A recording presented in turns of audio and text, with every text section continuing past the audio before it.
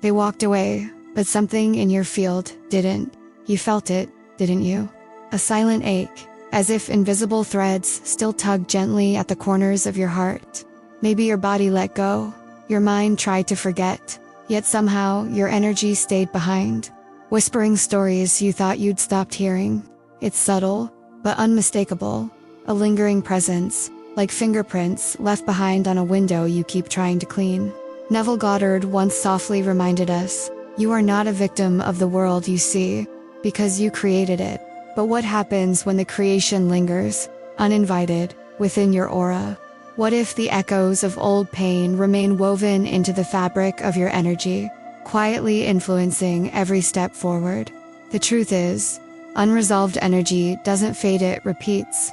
Like gentle waves returning again and again, patterns reemerge in new faces, familiar scenarios, different circumstances, all softly whispering the same unresolved truth. Joe Dispenza tells us something profound. Your aura is more than just a field of energy, it's a living memory, vibrating quietly around you. It remembers the joy, the pain, the closeness, and yes, even the abandonment. Your field gently holds onto everything your heart couldn't release, even when your mind insisted you moved on. So today, we're going deeper. We're not just talking about your pain. We're listening to your aura to find out exactly where your energy got stuck and how you can finally set it free. If this resonates, take a gentle breath with me. Subscribe if you feel the call. Let's begin, softly but surely, into a place you've longed to touch, but maybe feared to enter. Because what you're holding holds the key. Can you sense it now? Quietly waiting to be discovered. There are traces, soft, invisible traces, that remain even after the doors have closed. Sometimes they don't scream. Sometimes they hum quietly under your skin. Like the scent of someone who once slept beside you, still lingering in the fabric. Like dust dancing in sunlight barely seen, but undeniably there. That's the nature of emotional residue. It isn't loud. It's familiar. It settles not just in your thoughts, but in your chemistry, in your frequency. The body may have let go, but the energy often doesn't. When something hurts deeply, when someone leaves without truly finishing the conversation, or without truly seeing you, the imprint doesn't just vanish. Your field, your aura, records it, like a quiet witness. And sometimes, that memory plays back, not through flashbacks, but through repetition. You meet someone new, and yet the feeling is strangely old. You react without knowing why. You protect without remembering what you're defending against. And this is where patterns begin, not out of failure, but out of fidelity. Because part of your field is still trying to resolve what was never completed. It keeps replaying the melody, hoping this time, the song will end differently. There was once a woman who kept meeting people who mirrored the same coldness she'd once escaped. She thought she had moved on. She spoke of healing, forgiveness, growth, but her energy was still tethered to that first wound, like a thread wrapped around her ribs. She hadn't noticed that beneath her strength, there was still a quiet longing to be understood by the one who never did. That longing kept the door open, and through it, the pattern walked in again and again.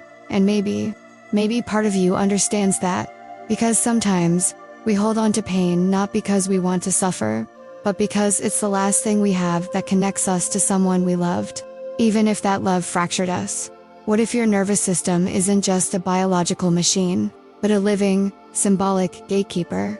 We'll go there, next. Stay with me. There's a part of you that flinches, even when nothing's there. A subtle tightening in the chest, a sudden drop in your stomach. A wave that crashes through your body long before your mind has time to explain it. These aren't just reactions, they are messages. Symbols etched into the bridge between your past and your present. Your nervous system is more than tissue and impulse. It's the guardian of your inner bridge, and sometimes, it doesn't know the war is over. Imagine a sentry who still stands watch, long after the danger has passed, who scans the horizon for ghosts, who tightens the gate at the sound of footsteps that resemble a memory. That's what trauma does. It embeds itself into your body's watchtower. It teaches your field to anticipate harm even when the sun is shining. Neville once said, "Your assumption, though false, if persisted in, will harden into fact." And your body believes what your mind rehearses. If you've spent years preparing for rejection, abandonment, betrayal, your nervous system doesn't wait for evidence. It moves first. It assumes. It protects. It closes the gate. But the good news, whispered gently by science and spirit alike, is this: you are rewritable. Your brain, your field, your chemistry, they are malleable. And what was once a protective reflex can become a point of release. Neuroplasticity isn't just a clinical word. It's an invitation to shape your inner weather, to reimagine how safety feels in your body, to no longer vibrate to the frequency of old alarms. But the shift doesn't happen in the mind alone. It happens when your field, your breath, your skin, begin to feel a new truth. And that new truth can't be layered over silence. It has to pass through it. But what if you've already forgiven, and the pain still lingers? There's something beneath the surface of that forgiveness that we need to look at next. Quietly, gently, together. Sometimes we say we've forgiven because the words are easier than the silence that follows. Because saying it out loud gives shape to something we want to believe we've resolved. But the field doesn't lie. The aura still hums with what hasn't been spoken. And beneath the forgiveness, something older may still be trembling. Forgiveness, when rushed or intellectualized, can become a disguise. A beautifully worded cover for pain that hasn't been held. We say we forgive to move on, but the energy doesn't follow. Not because we are weak or dishonest, but because the frequency of truth requires more than a sentence. It requires embodiment. There are people who've said, "I forgive you," while their bodies remain braced, while their breath shortens at the memory, while they walk into new rooms with the same old armor. The mind may forgive, but the heart, the field, the vibration, they still carry the moment of rupture, that final look, that last unanswered question, that parting that didn't explain itself. And here's something quietly powerful. Your energy doesn't release what hasn't been acknowledged, not fully, not honestly. So we carry it, in the stiffness of our shoulders, in the shallow breath, in the way we smile when something still hurts. The body remembers, even when the mouth moves on. There is a gentle way to listen to what your field is still saying, not through force, but through resonance. A soft returning to your own honesty. A whisper, maybe, written in your own hand. Place your hand on your heart, just for a moment. Breathe into that space where you thought the wound had closed, and feel, not to fix, not to analyze, just to feel. What remains unsaid often becomes what remains unhealed. And this is where echoes begin faint at first, then louder, repeating through people, places, performances. We'll walk into that next, into the invisible echoes that still shape your story. Even when you think you've stopped listening, there's a silence that isn't quiet. A silence that echoes not in words, but in feeling. It follows you into the room, into the choice, into the glance that lingers too long. It's not about missing someone. It's about being tangled in something invisible, something unfinished. Emotional entanglement doesn't need presence to persist. It survives on memory, on longing, on the parts of us that still rehearse conversations that never happened. It feeds on echoes, the way you pause before trusting, the way your chest tightens before speaking your truth. It moves like a shadow, not to haunt, but to be seen. These are the chords we don't notice right away. The ones woven not through action, but through energy. Through the moments we didn't understand, the words we didn't say, the closure that never came. We walk forward, but the field stays split. One part walking, the other part waiting. And we try to fill the space with new people, new practices, a new sense of purpose. But sometimes, those substitutions are just a more elegant form of avoidance. Like dressing a wound with silk, beautiful, but still bleeding underneath. We turn to spiritual routines, to goals, to movements that give the illusion of momentum. But if the foundation is still entangled, we are only building on echoes, and the vibration underneath continues to hum the same old song. Imagine, for a moment, that your pain is a door slightly ajar, and every time you walk past it, part of you peers in, just to see if something has changed, just to see if maybe this time, someone will walk through and explain what never made sense. But what if that someone is you? There are ways to close a door, not with anger, but with reverence, not by forgetting, but by honoring the part of you that waited and now chooses to rest. There are closures beyond logic, closures that happen on 3 levels, in thought, in feeling, in energy. And when those 3 meet, something releases, and what releases makes room.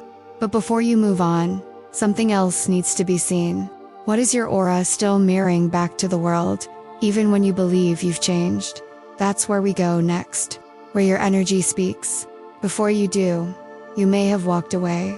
You may have deleted the number, packed the memories in boxes, even spoken affirmations into the mirror. But the energy, the field, it still speaks, and it speaks first. Before you smile, before you speak, before you think you've made a new choice, your aura has already whispered its truth to the world. It's not conscious, it's vibrational.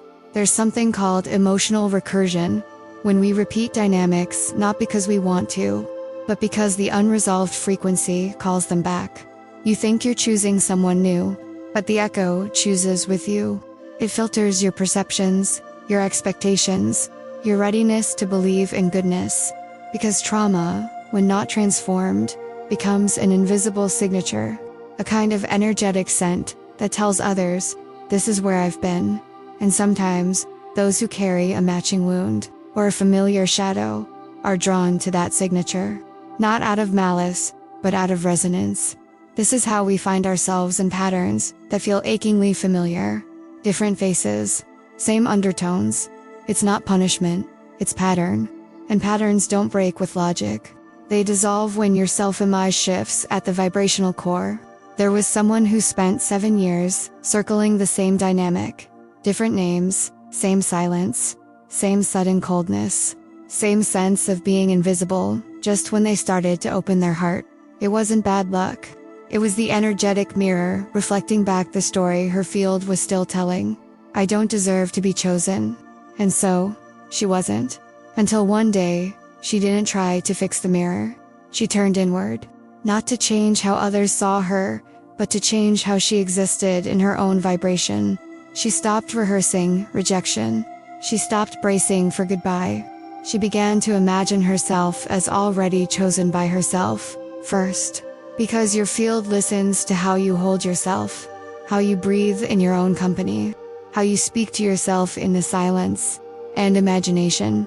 That sacred tool isn't just a daydream. It's electromagnetic. It shapes the field before the world does. That's what we'll touch next, where imagination becomes the architect of your new energy. Quietly, powerfully, irrevocably. To imagine is to touch the unseen, with intention, to rearrange the particles of your present with the vibrations of what could be. Neville whispered it clearly. To imagine is to risk becoming, and that risk isn't a fantasy, it's a sacred technology. The imagination isn't decoration, it's directive. It doesn't float in dreams, it grounds in energy.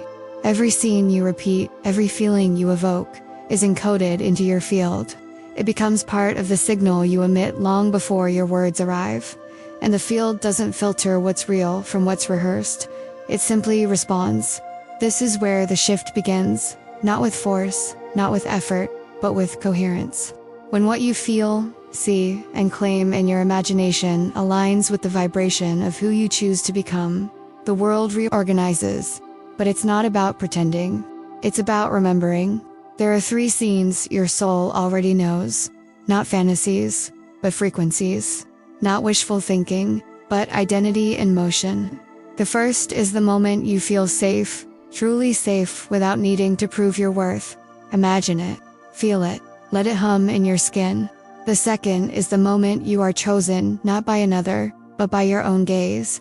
The way you look at yourself when you finally stop negotiating for love.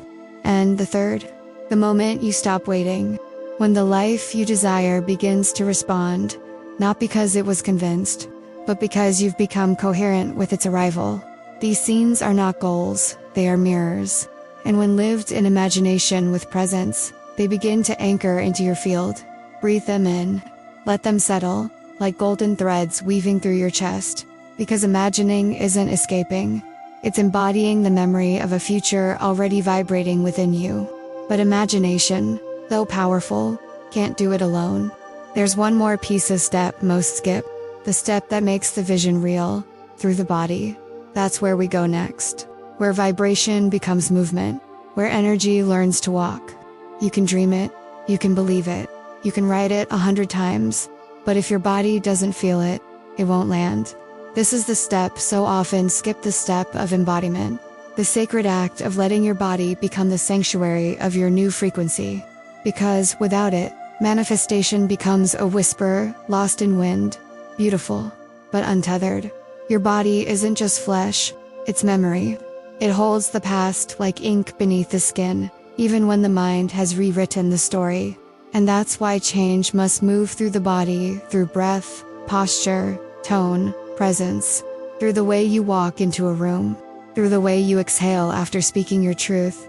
There is no real transformation without embodiment, because the body is the one who signs the contract. And unless the body feels safe with the new story, it won't believe it. This is where the micro becomes mighty. A single conscious gesture. A subtle shift in how you rise from bed. The way you hold your gaze when no one is watching. A breath that says, I belong. A movement that says, I'm no longer negotiating with the past. These are not performances. They are quiet rituals. They are how you remind your nervous system that it no longer needs to brace for absence. That you are now the anchor. That the frequency of your future has a home in you. Neville called it the assumption of the wish fulfilled. Not the hope, not the try, but the full-bodied yes. And when your present becomes the rehearsal room for your new vibration, the past loses its stage. The echoes fade. The pattern dissolves. Not because you fought them, but because you no longer resonate. Now, we arrive at the closing pulse. A space where everything you've felt begins to settle, like dust illuminated in quiet light. Let it land. Let it speak. Let your field. Remember, there's a moment when everything looks fine on the surface. You're functioning. You're smiling. You're answering the world with all the right phrases. But inside, the field still trembles. The aura still speaks. And what it's saying is not yet peace. Because healing isn't about appearances. It's about coherence. It's about whether the quietest parts of you are finally in agreement with the voice you use to face the day. Bruce Lipton reminds us, your beliefs shape your biology, and your biology shapes your field. Which means every thought you carry, every assumption you nurture, becomes a signal, a silent broadcast into the quantum. Your aura is not passive, it's a biocomputer, a living code of past experiences, future potentials, and present alignment. And like any system, it needs updates, not because you're broken, but because parts of your story are still running on old software scripts, written in fear, defense, and longing. And here's the truth that rarely gets said out loud. If we don't tend to the emotional software within us, the viruses of the past will keep operating in the background, quiet, subtle, persistent. But just as the past wrote its way into your field, so can the future. Neville Goddard once said, change your conception of yourself, and you will automatically change the world in which you live. Not because the world is the problem, but because the world is the mirror. And when the mirror reflects back a new vibration, it's not magic, it's resonance. So let this be your invitation, not just to forgive them, but to free yourself. Not just to move on, but to vibrate differently. Not just to understand, but to become. If something stirred in you, if something opened, share that truth, even if only in a whisper to your own heart. And if you feel it's not to follow me, but to follow this remembering, because this isn't something to learn, it's something to carry. You didn't just listen, you remembered.